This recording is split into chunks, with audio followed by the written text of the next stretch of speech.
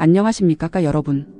오늘은 1911년 이탈리아에서 발생한 것으로 알려진 기묘하고 미스터리한 사건, 자네티 JNETTI 열차 실종 이야기를 다룹니다. 이 이야기는 한편의 열차가 통째로 터널 안에서 사라진 뒤 시간과 공간을 넘어 전 세계 곳곳에서 목격되었다는 전설로 상상력을 자극하는 동시에 오싹한 분위기를 자아냅니다. 지금부터 여러분을 이 신비로운 열차의 여정 속으로 안내하겠습니다. 1911년 7월 14일 이탈리아 로마에서 밀라노를 향해 출발한 열차가 있었습니다. 이 열차는 단순한 교통수단이 아니었습니다. 자네티라는 철도 회사가 야심차게 준비한 럭셔리 열차로 당시로서는 최첨단 기술과 화려한 인테리어를 자랑하는 특별한 존재였습니다. 이 회사는 새로운 노선을 홍보하기 위해 첫 운행을 무료로 개방했고 100명의 승객과 6명의 승무원, 총 106명이 이 역사적인 첫 여정에 동참했습니다. 승객들은 대부분 이탈리아의 상류층과 여행을 사랑하는 모험가들이었고 그들은 롬바르디 산맥의 아름다운 풍경을 감상하며 밀라노로 향할 계획이었습니다. 열차는 로마를 떠나 순조롭게 북쪽으로 향했고 모든 것이 완벽해 보였습니다. 하지만 그날 이후 이 열차는 역사에서 완전히 사라졌습니다. 문제는 롬바르디 지역에 위치한 한 터널에서 시작되었습니다. 이 터널은 길고 어두운 통로로 산맥을 가로지르는 중요한 철로였습니다. 열차가 터널 입구에 다다랐을 때 갑작스럽게 이상한 현상이 나타났습니다. 목격자들에 따르면 터널 주변을 두꺼운 흰 안개가 감싸기 시작했고 안개 속에서 기묘한 윙윙거리는 소리가 들려왔다고 합니다. 승객 중 2명은 이 소리와 함께 불길한 예감을 느끼고 열차가 터널에 완전히 들어가기 직전 창문 밖으로 뛰어내렸습니다. 그들은 나중에 이 경험을 생생히 증언했는데 열차 안에서 느껴진 압도적인 공포와 설명할 수 없는 소음 때문에 도저히 그 안에 남아 있을 수 없었다고 했습니다. 하지만 그들이 뛰어내린 순간 열차는 이미 터널 속으로 빨려 들어가듯 사라졌습니다. 그리고 그 뒤로 아무도 그 열차를 다시 보지 못했습니다. 현지 당국은 즉시 수색에 나섰습니다. 터널 안을 샅샅이 뒤졌고 주변 지역까지 수색 범위를 넓혔습니다. 그러나 놀랍게도 열차의 흔적은 어디에도 남아있지 않았습니다. 터널 벽에는 충돌이나 폭발의 흔적조차 없었고 철로 위에는 단 한 조각의 파편도 발견되지 않았습니다. 106명의 승객과 승무원 그리고 열차 자체가 마치 증발한 것처럼 사라진 겁니다. 당시 수색에 참여했던 한 관계자는 이렇게 말했다고 전해집니다. 터널 안에서 이상한 진동이 느껴졌고 마치 무언가가 우리를 감시하는 듯한 기분이 들었다. 이 말은 이후 이 사건을 둘러싼 초자연적인 이론에 불을 붙였습니다. 과연 이 열차는 어디로 간 걸까요? 단순한 사고로 보기에는 너무나 기묘한 상황이었습니다. 여기서 이야기는 더 이상해집니다. 열차가 사라진 뒤 몇십 년이 지난 1940년대 놀라운 주장이 등장했습니다. 멕시코 시티에 있는 한 정신병원에서 의사 호세 삭시노라는 인물이 이상한 환자들을 만났다고 보고한 겁니다. 이 환자들은 총 104명이었고 모두 이탈리아어로 말하며 자신들이 1911년 로마에서 밀라노로 가는 열차를 타고 있었다고 주장했습니다. 그들은 정신적으로 혼란스러운 상태였고 어떻게 멕시코에 도착했는지 전혀 설명하지 못했습니다. 일부는 열차가 터널을 지나던 중 갑작스럽게 흔들리며 빛이 번쩍였다고 했고 다른 이들은 시간이 멈춘 듯한 느낌을 받았다고 증언했습니다.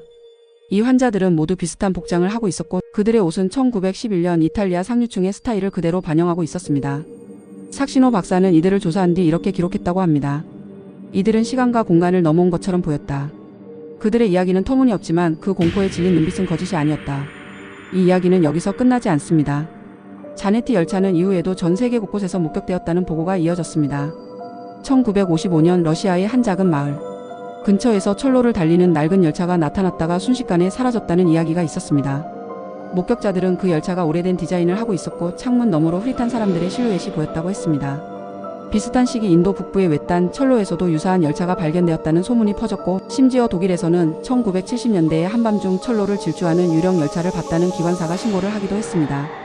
가장 유명한 목격담은 1991년 러시아 크림 반도에서 나왔습니다. 한 농부가 새벽녘에 들판을 지나가는 낯선 열차를 보았고 그 열차는 갑자기 안개 속으로 녹아들듯 사라졌다고 했습니다.